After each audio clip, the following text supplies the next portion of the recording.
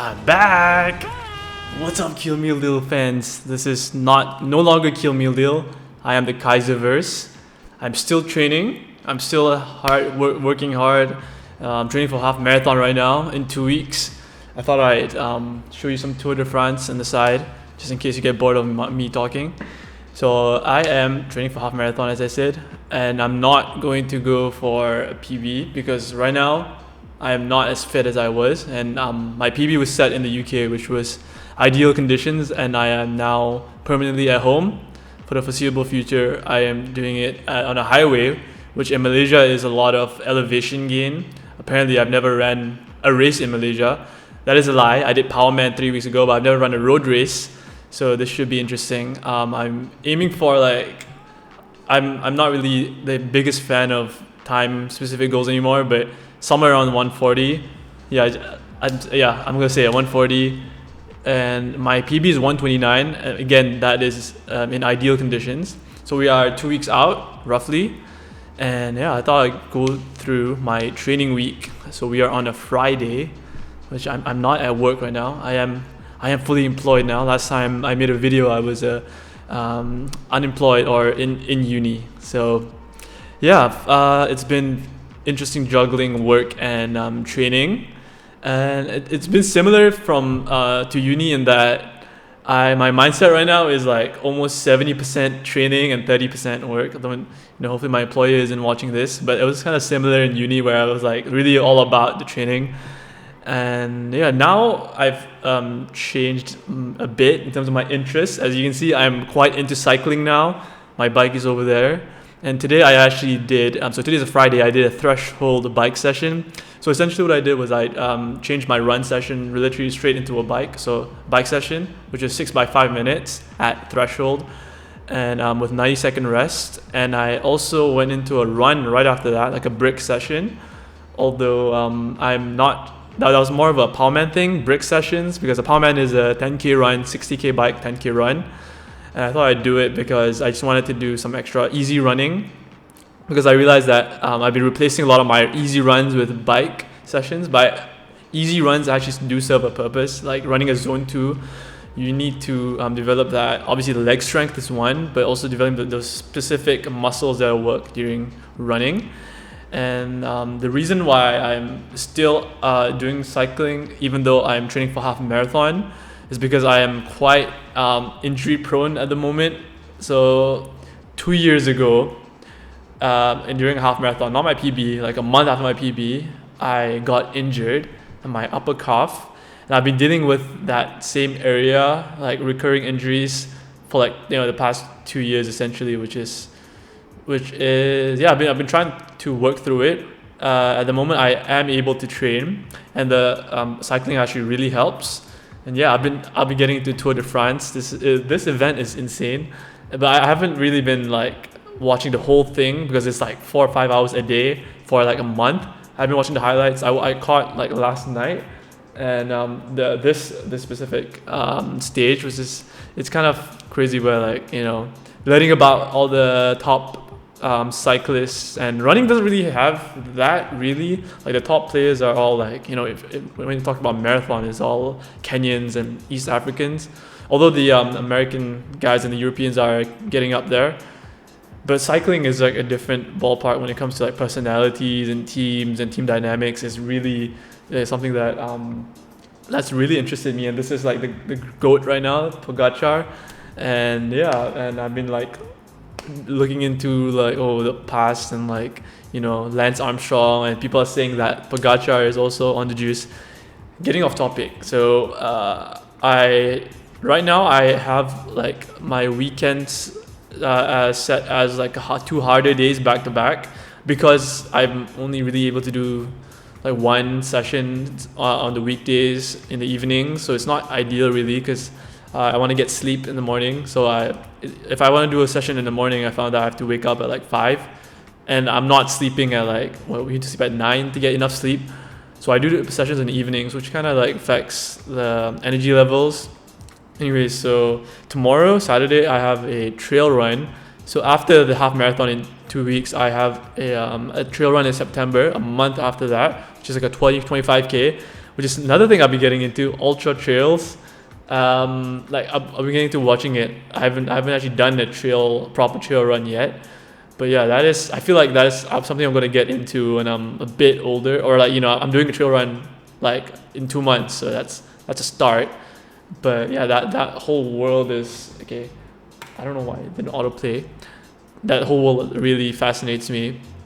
Anyways, back to the training schedule. 75 minutes of trail running. I actually don't know how long the trail run's gonna be, because I'm following my dad's friend who's really into this, and I'm bringing a buddy with me, and it should be plenty of fun. And I have planned a 45-minute bike session right after that in the evening, because again, I want to really pack these weekends in, because I'm fully employed now, and those are the 2 days that I can just train and go all out. And yeah, that should be a packed day.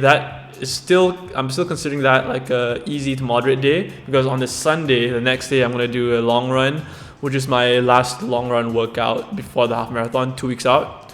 So I'm going to do 90 minutes, which is actually the longest long run I've done in the past. So I've only done that one 90-minute long run. That is going to be like one thing that I'm quite worried about, because I'm planning to do the half marathon in an hour and 40 minutes. And my longest long run is going to be an hour and 30. It shouldn't be that big of a problem compared to the marathon, which is like you need to really get in the miles for the long run. So 90 minutes long run, first hour, I'm going to say like zone 2, easy. Although like when I run these long runs, I always feel like the urge to pick it up towards the end. So I'm going to incorporate that into the workout plan. So the last 30 minutes, I'm going to go like steady, maybe approaching half marathon pace, but maybe like around marathon pace. Which is like 5:15s, 5:30s, I'm guessing, which is like marathon effort for me right now.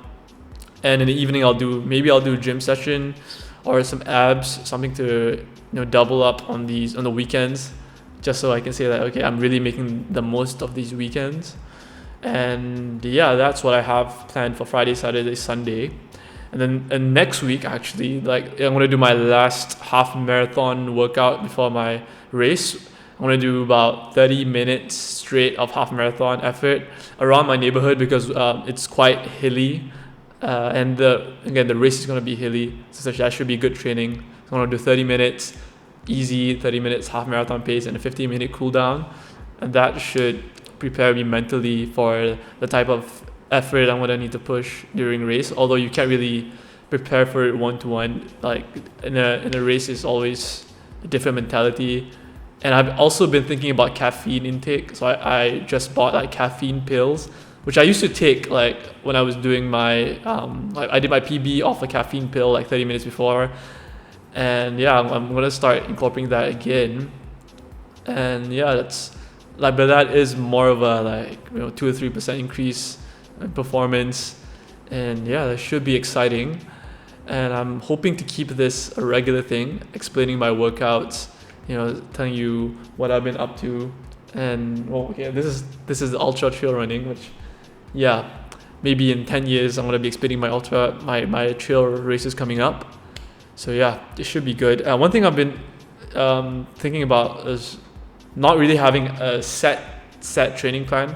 So this week I've had to adjust things on the fly based on how I'm feeling. So I was going to do a threshold run on Wednesday as my workout, but instead I shifted it to a fartlek run. It's because my body was still very sore from the last weekend of workouts. So I did a fartlek run, which sort of definitionally it means speed play in Swedish, I think. So I literally just ran according to feel, and the intervals were based on like what I felt like running. So it was more like the first half was like around 2 minutes. It wasn't really set. If I felt like it wasn't the right effort, I'll just cut it down a bit.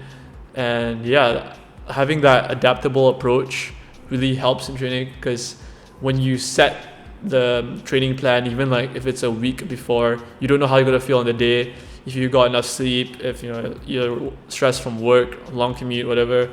And being your own coach is something that I've thought about.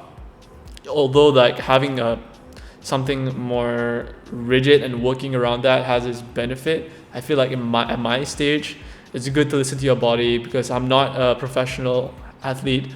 Something I'm going to incorporate moving forward.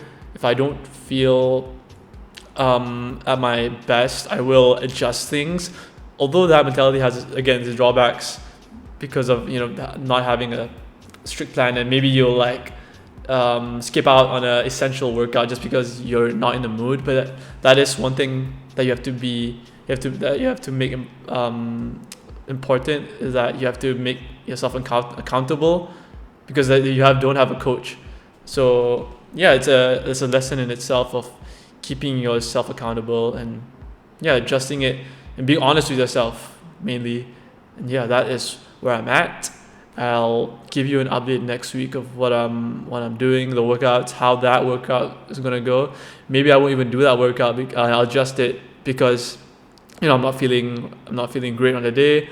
But we'll see. But that is the one. I do need to spend some significant time at half marathon effort before the race, just psychologically. And thank you for watching. Welcome back to the videos. We're calling it the Qaiserverse now. I asked ChatGPT what I should name it, and he said Qaiserverse. He, she, they, them said Qaiserverse. So that is where we're at. No more kill meal deal. That was so cringe. I don't know why I named myself that, but Qaiserverse.